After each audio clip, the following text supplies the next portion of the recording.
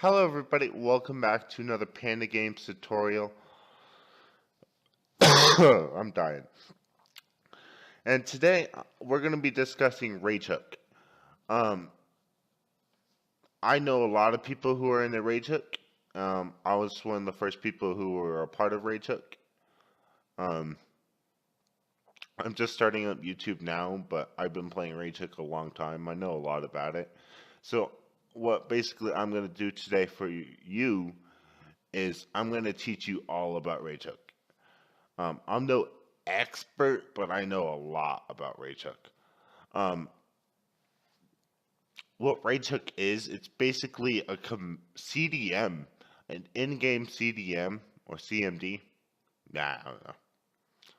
For GTA 5.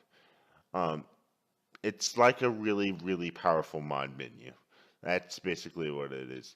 RAGEhook has it runs a strict security process in its codes. So when you install a mod, it gets a little bit stricter every time. And I'm going to give you guys a secret. If you want to go on GTA 5 Online with mods, the dark web. I don't suggest it. I would never suggest you going there because it's a very bad place. But if you want to go online with mods, that's where you go. But be careful, please. I do not suggest it and I do not endorse it. But overall, I'm going to show you how I run my game. First, you always want Steam run as administrator. It's going to give your game the best boost it needs, or RAGEhook the best boost it needs. Secondly, you're going to want to make a backup of your original GTA 5 folder, which I don't have. I'm currently getting, which would go in here. But after you download all your mods and you make sure your game works, download your base mods of what you would record with. Don't download any things that you're unsure that would break your game. But when you're sure you have everything, website I would suggest is LSPDFR. Go to that website. I'll put that link in the description. All those mods are pretty safe. RAGEhook allows all of them. My favorite mod, it's got to be ELS. ELS makes everything so much better, like the lights. Instead of just running the siren or no siren at all, you have ELS. Now, this is how. So, this is hard to explain. I recorded this video once already, and I didn't plug my headphones in, and I'm a dumbass. But I'm going to explain RAGEhook. When you first get RAGEhook, it comes with, I believe it comes with the LSPDFR file. All you do is drag and drop, baby. All you do. But like I said, as you add more mods, the security process on RAGEhook is gonna get more strict because RAGEhook is always worried. RAGEhook is there to protect your game. RAGEhook is there to be your buddy, and everything uses RAGEhook, honestly. Besides outsourced mod menus like Menu, I'll link that in the description too. But this is how I run. You again, like I said, you want to run Steam as administrator, and then you're gonna run RAGEhook as administrator. I'm not going to do that right now because I'm going to show you first. See, when you do that, it should come out like that. I'm not sure how I do it, but first, when you first launch it up, run it through. Next, I don't recommend this after you install one mod, but if you install lots of mods like Radiance and visual mods and sound mods, I suggest you evaluate the privileges on it. It'll run a whole lot smoother, and it might crash sometimes, Might not load with the game. It might. Um, but first you want to hold shift and spam. Oh, let's only spam one. Oh, yep. You have to go down here and do it from down here. And you're gonna hold shift and you're gonna spam RAGEhook. Just keep clicking until that window opens. Once that window opens, you're gonna have your console key. That brings up your RAGEhook. I think it's CDM.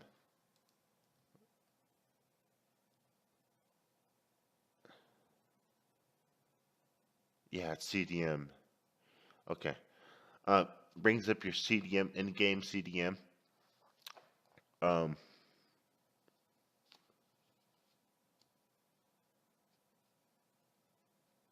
this is RAGEhook's security down here.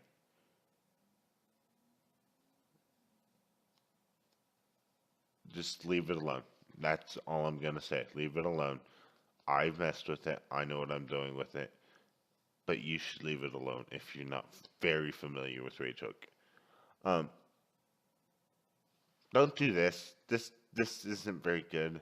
You always want to mention RAGEhook because they can sue your ass if you're making money off of it and on YouTube. Um, my personal preferences and plugins is don't load plugins. I like to load my plugins once I'm in the game because here it doesn't list all your plugins. Like I have a dash cam that's not listed here that I like to use. Um, you can load them, but sometimes it crashes your game immediately, and sometimes it loads through, but your plugin won't work. It's doing a lot while it's starting up, and it's not really necessary. Um, advanced settings. Um, don't mess with any of this. Um, once you're at my stage of modding and like Jeff Faviano's, the first 30 minutes, if you're that far ahead and you mess something up, you contact the Discord server and you get one of the admins to help you. And if they tell you to enable developer mode, you can. They will tell you what to do, what to type. I've personally done that before, and it was hell. Don't break your game. It's hard not to, but this is my basic tutorial. Alright, game settings. This is what to do if your game is not loading after you installed a lot of mods. Force full screen mode, which it will not. Borderless window, disallow resize of window, and disable hyperthreading. All those should be clicked, and if your game's not running, message me and I will try to fix it myself. I will tell you what to do. If we can get on Discord, I will help you. No doubt about it. Always back up your game. Like I said in the beginning of the video, always make an extra file, 2 files, make it 3 files. Your original game, like first out of the box, LSPDFR, which is this one, and then if you get a little bit ahead of LSPDFR and everything's running smooth with like visual mods, you can go ahead and make a copy of that, but keep your original LSPDFR folder. That is important because if you break something, if you go coding, anything like that, it might break. There's YouTube videos on going back to a previous game version if none of your mods are working correctly. Which I've had that before,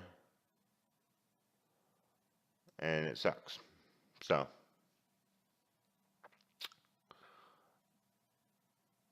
now we're gonna launch it. So you want to exit out of that. You want to see this RAGEhook has the evaluated privileges, which is the little shield there. You want to double click on that. Hit yes. Now your Steam should, it really depends. Oh.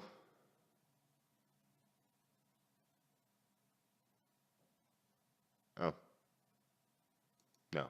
That's not right. Delete. Okay. The way I do it, I was just showing. I go into my Grand Theft Auto folder. There should be a folder right here. If there is not, create one. It's in this program file, Steam, Steam Apps, Common, GTA 5. It should be in your local disk. Now you scroll down, right click, run as administrator. Hit yes. Minimize this window. Double click on the star. I like to do that because it makes sure I'm in the RAGEhook system and it doesn't crash without me knowing. It launches via Steam. Let's hope it does.